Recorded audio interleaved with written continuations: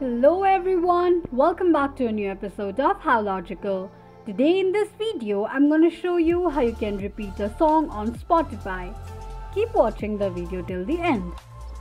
To repeat a song on Spotify, firstly go ahead and open up your Spotify application. The homepage of Spotify will appear on the screen. Choose a song that you want to listen to Spotify on repeat and tap on it.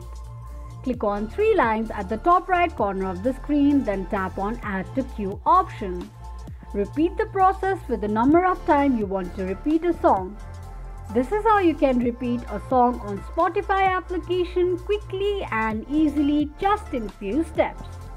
If you have any thoughts or queries, let us know in the comment section. Don't forget to subscribe to our channel.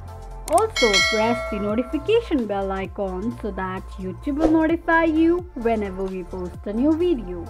I hope this video was helpful to you. If it was, go ahead and give us a thumbs up. Thank you so much for watching.